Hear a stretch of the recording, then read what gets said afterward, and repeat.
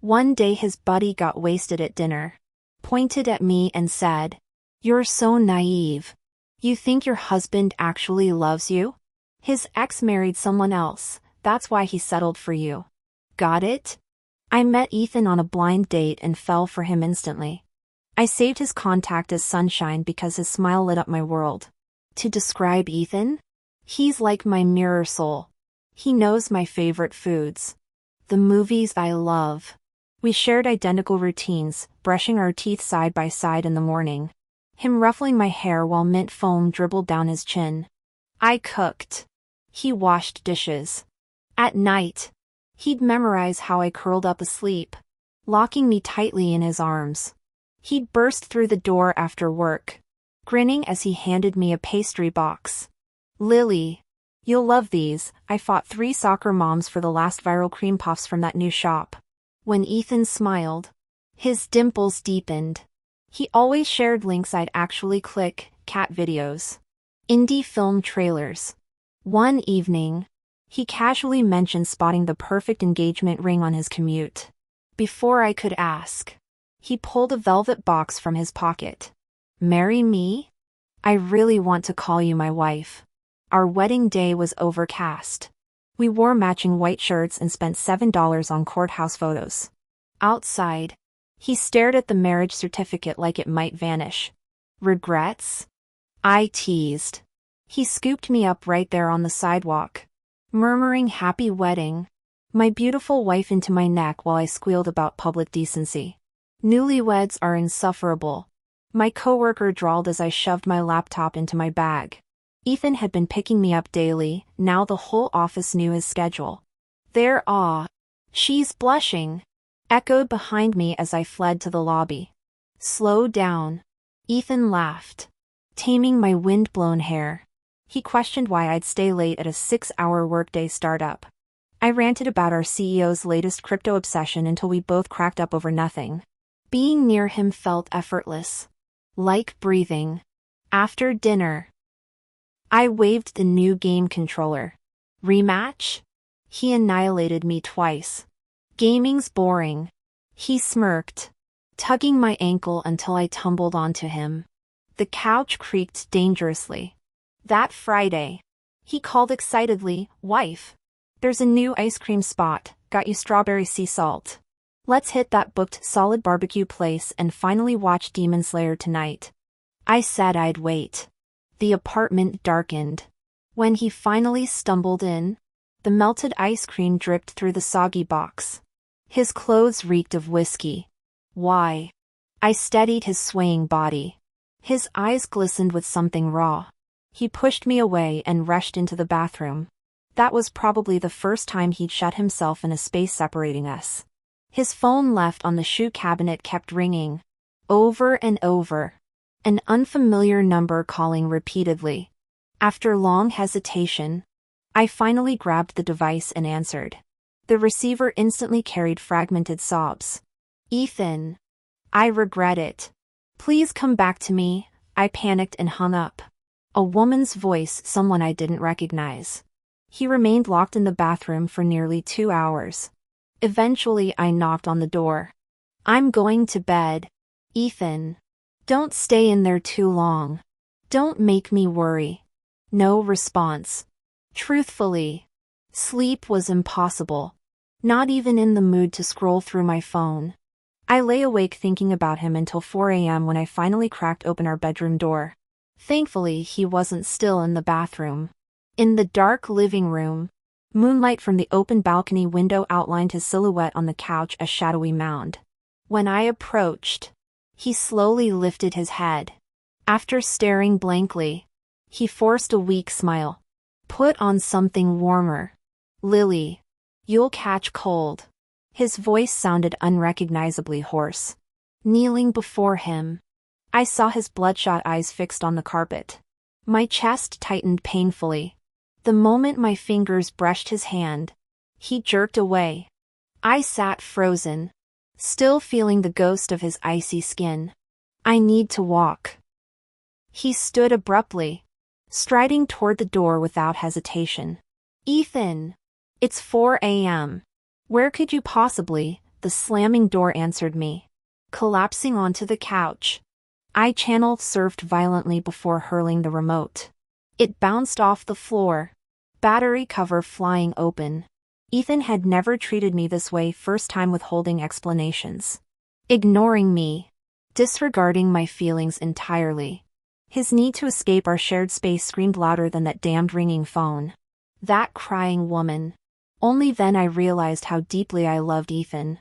Yet I knew nothing about who he'd loved before me. I drifted into fitful sleep.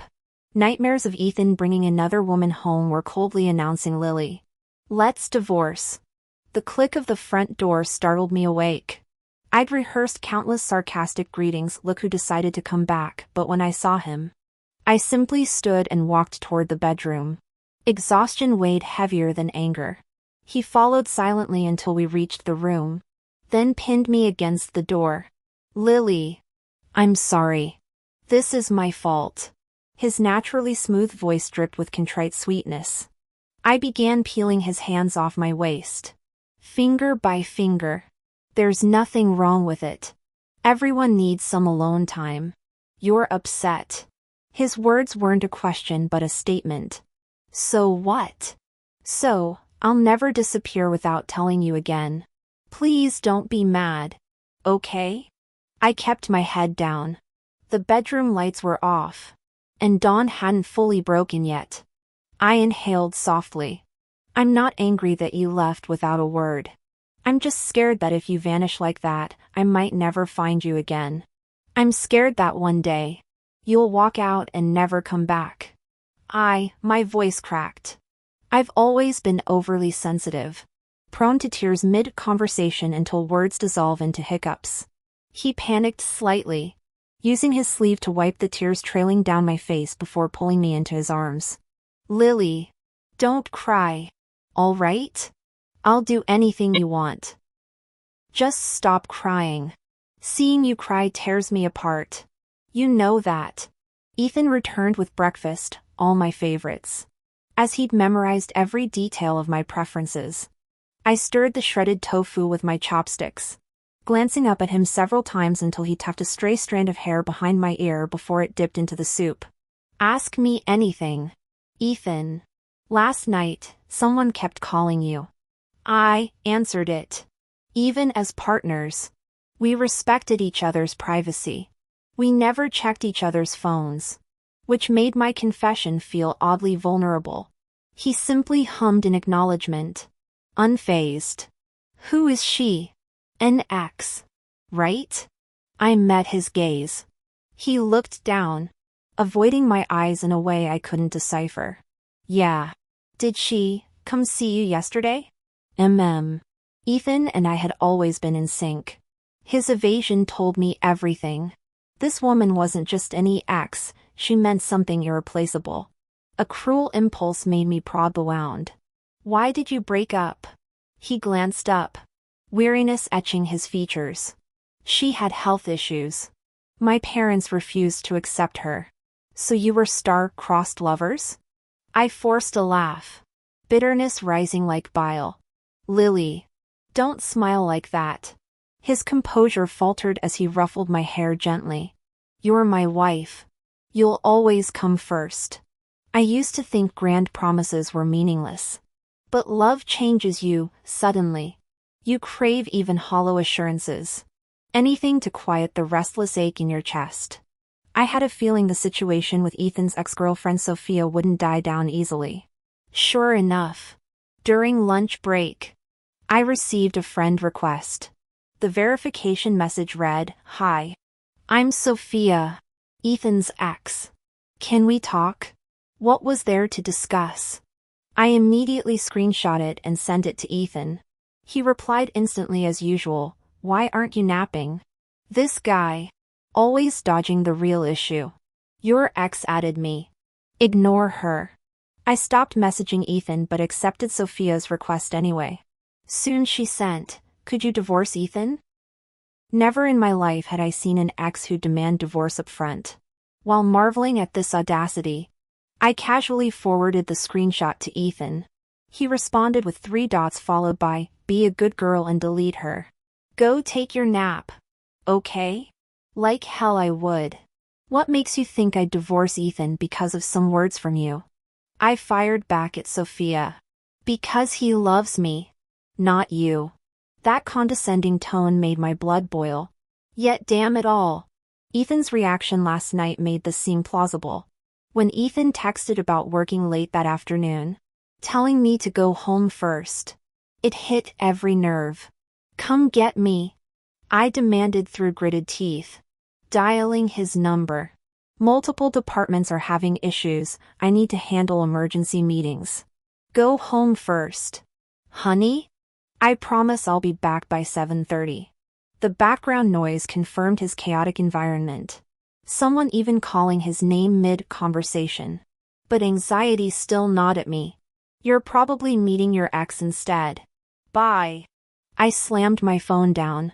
Fine. Let him stay. If he wouldn't pick me up, I wouldn't go home either. When coworkers suggested drinks, I joined them at the local pub, crammed in the smoky corner booth amidst rowdy laughter. I kept checking my silent phone. Normally he'd call back immediately after I hung up on him. Not tonight. Not even once. The room spun when someone blocked the flickering neon lights above me. My alcohol-heavy head lolled uselessly until the figure crouched to my eye level. Blinking hard, I finally focused on those familiar dark eyes as he steadied my forehead with one finger. How much did you drink? He picked up empty bottles. Reading labels. Budweiser? You always said you'd rather drink ditch water than the swill. His arm slipped around my waist, pulling me upright. I yanked his collar close. Sniffing for perfume, nothing but his usual cedar scent. Why'd you come? I came to find you. Ethan answered calmly. There were so many things I wanted to ask, but didn't know how to phrase them, like why he hadn't called to comfort me first. Even drunk. The question felt unbearably cliché. I wriggled out of his embrace, only for him to grab my hand instead, interlacing our fingers. Did you drive here, Ethan? Yeah. I get carsick. Is that a new symptom today? I've always gotten dizzy after drinking. I did feel lightheaded. Then I realized he'd actually scooped me up. Ethan! The sudden weightlessness made me cling to his neck as his hands settled at my waist. Carsick. I'll carry you home then. Hey, Ethan. Yeah. Tell me something. Like what? About your ex. He didn't seem surprised. Already told you everything worth mentioning. If she and I fell into water, who'd you save? You. Me first? Only you. Wouldn't lift a finger for her. Happy now? The night breeze bit through me. I hated the alcohol stench clinging to my clothes. But Ethan smelled like crisp linen. Give me your jacket. Cold? Yeah. He set me down, kneeling to zip his oversized coat up to my chin. I studied the sweat beading his forehead. Want me to piggyback you? He moved to crouch in front of me. No. I can walk. Aw. Worried about your hubby? His teasing tone flushed my cheeks crimson. I stormed ahead, but he caught up, ruffling my hair. Lately, the building's gossip mill had gone nuclear. Neighbors whispered about me being the other woman. I wondered if these rumors stemmed from his ex's meddling. That Saturday, a kid slammed into my grocery bag. Mom says you're a homewrecker. The brat stuck out his tongue before bolting. I trudged upstairs and froze. A porcelain doll of a woman leaned against my doorframe. This was my first proper look at Sophia, Ethan's ex. More fragile than I'd imagined. The kind of beauty that made you fear she'd shatter if breathed on wrong. No wonder she thought she could steal him back. Move aside. I glanced at Sophia, reaching for the fingerprint lock. I don't want to argue. Miss Williams, could you please give Ethan to me? Her voice carried the same fragile arrogance from our phone call. I sighed. I've already told you, no. His first love was me. He was crazy about me back then. What do you even have? You think you can compete? Her voice cracked, eyes reddening theatrically. Funny you mentioned that. I happen to have our marriage license. The words hit like a sledgehammer. She flinched violently. Why? Her composure shattered, nails digging into her palms. I've lost everything already. Why steal Ethan from me too? Hysterical sobs racked her frame. He's mine. Mine. The lock clicked open. I'd intended to tell her to stop making scenes on my doorstep when she suddenly threw herself backward. Ah. You pushed me. She wailed, crumpling to the concrete with Oscar-worthy tears. I was halfway to asking if she needed me to book her a neurology appointment at City General when I spotted the crisp white sleeve. Ethan stood behind us holding my grocery bag, his timing suspiciously convenient. Seriously? We're in the 21st century and she's still pulling this crap? Sophia's doe-eyed act faltered when Ethan didn't react. He simply peered into my grocery bag. What's for dinner? The dismissal was complete. You can't. She scrambled up, grabbing his wrist with manic strength. Ethan Thompson. Look at me. Her scarlet lips trembled. You promised never to leave me. Only you can save me now. For the first time, I saw irritation crack through Ethan's perpetual sunshine demeanor. He shook her off roughly. Grow up, Sophia. I'm not your knight in shining armor anymore. His arms circled my waist, steering me inside. And stop harassing my wife. The door closed on her crumpled form. Through the peephole, I watched her venomous glare fixate on our apartment. Those eyes burned with pure hatred. His arms tightened around me as I trembled. I'm so sorry, Lily. His lips brushed my temple. I'll never let you go. We both knew Sophia kept harassing him. It finally took a 911 call to make it stop. From Ethan's old frat brothers. I pieced together their history, how she'd been his high school sweetheart turned toxic dependent. The golden boy who'd tried fixing someone determined to stay broken. Now he chose me. Chose us.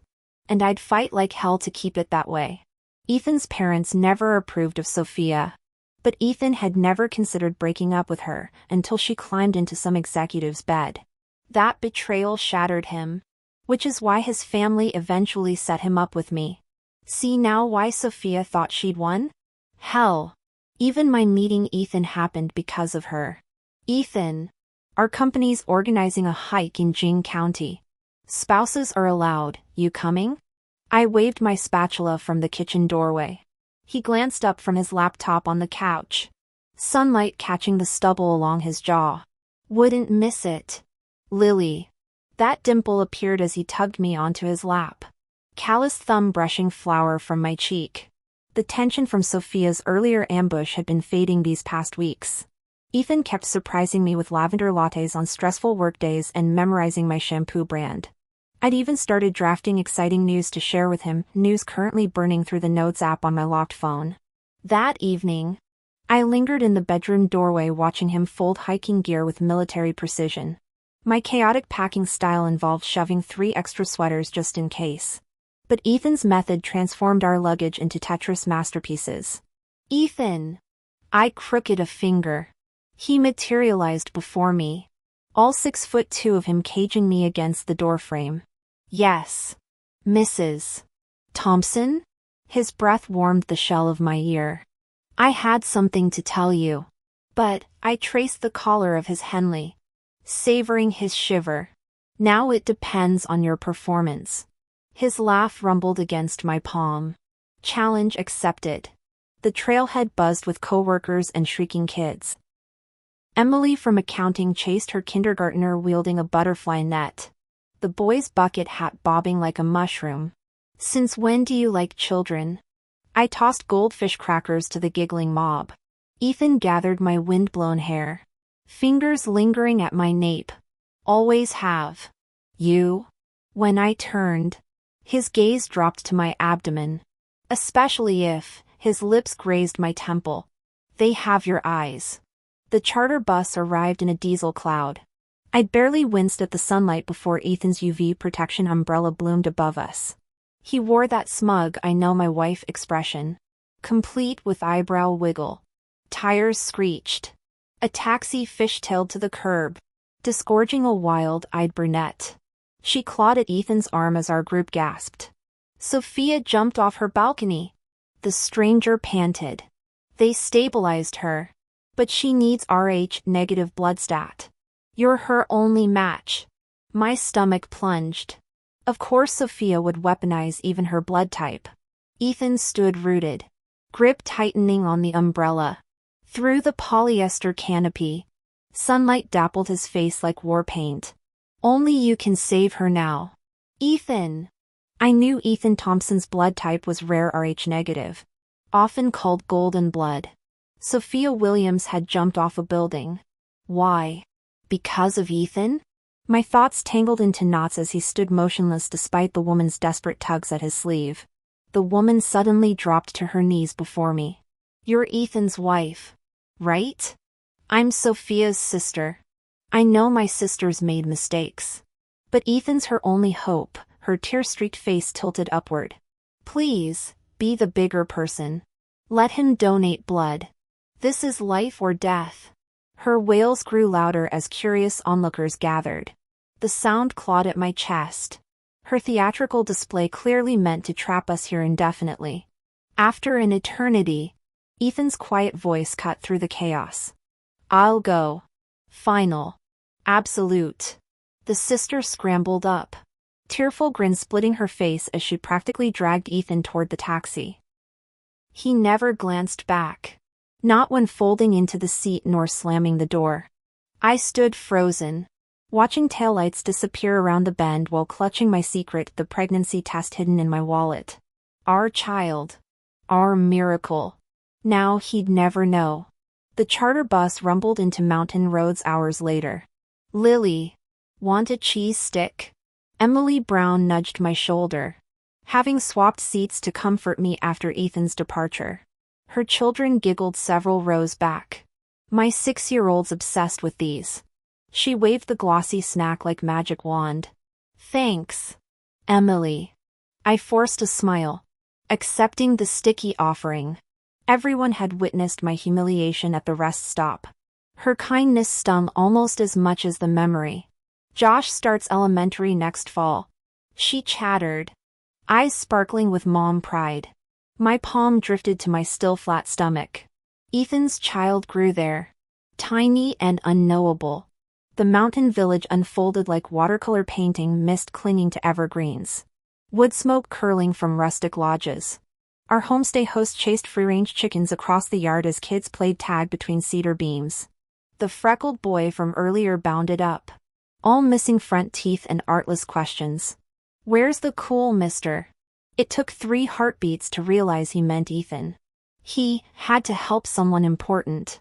But aren't you his important? The child's head tilted, genuine confusion creasing his brow. Sunlight caught in his outstretched palm, a melted lollipop offered like peace treaty. I took the sticky consolation prize, sweetness turning to ash on my tongue. The little boy quickly forgot about that and wanted to share his candy with me. Lily, big sister doesn't want snacks before dinner like you.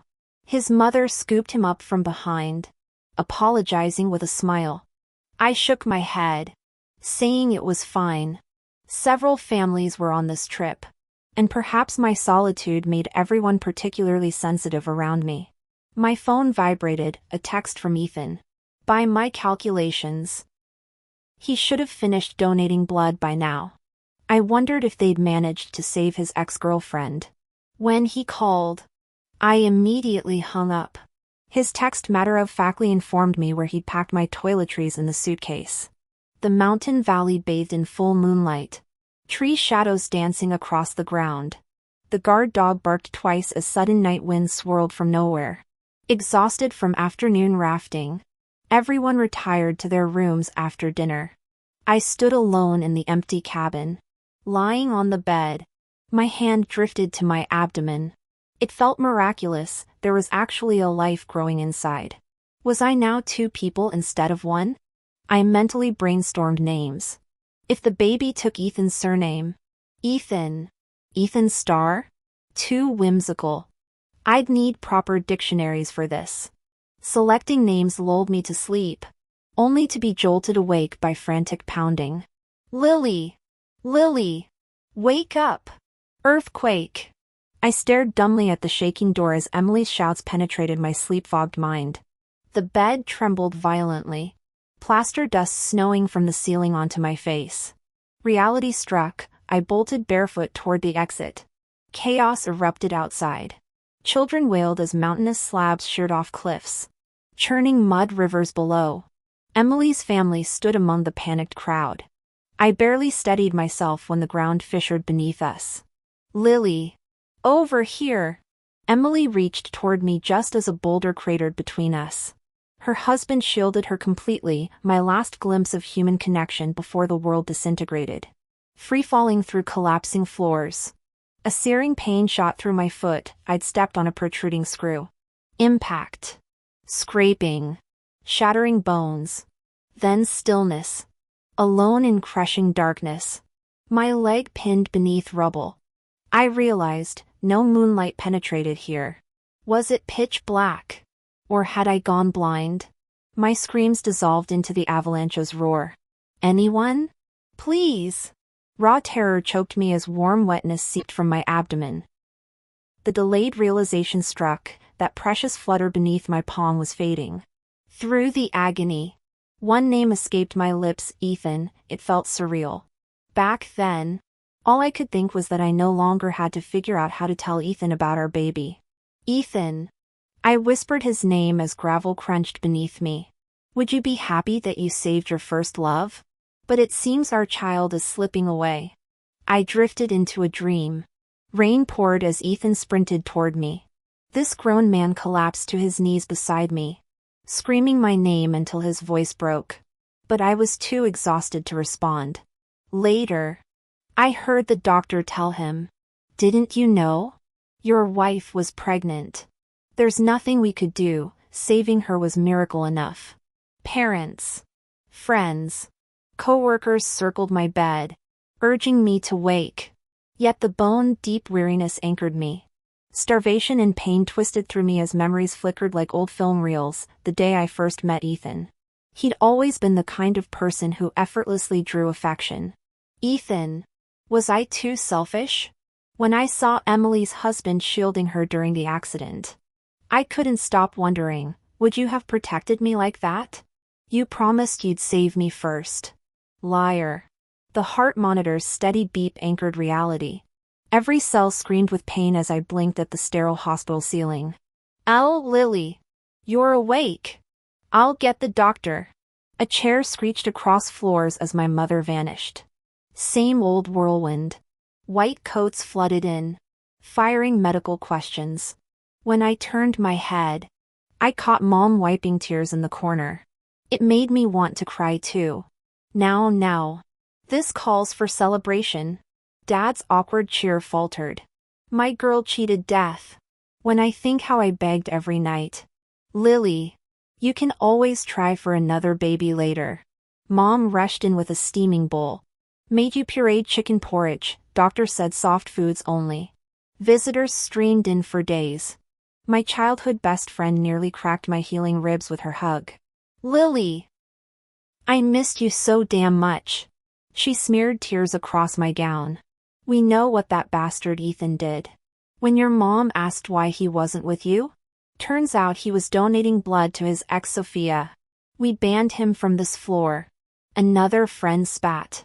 Focus on healing. Don't let that trash stress you. Truthfully. The distance suited me. Seeing Ethan now would unravel me. Nights stretched endless. My hand drifting to the jagged scar across my abdomen. Even healed, my skin would stay mapped with silvery trenches, dozens of them. Counting them today felt like tallying losses. Mom claims I can still have children. But we both know the truth. The deepest wound isn't visible. I should have never gone to Jean County. The trip was miserable. And now this disaster. As I lay listlessly staring at the ceiling, the hospital door creaked open. Who'd visit this late? But I'd recognize that footfall anywhere. Ethan approached my bed, mechanically tucking the kicked-off blanket around me like he'd done it 1,000 times. The AC word, he'd probably turned up the thermostat. When he tried adjusting the half-draped sheet, I defiantly yanked it back down. He froze by my bedside. Awake? His voice rasped strangely. We stared at each other through the darkness until he broke first. Lily. His throat worked soundlessly. The silence between us thickened like clotting blood.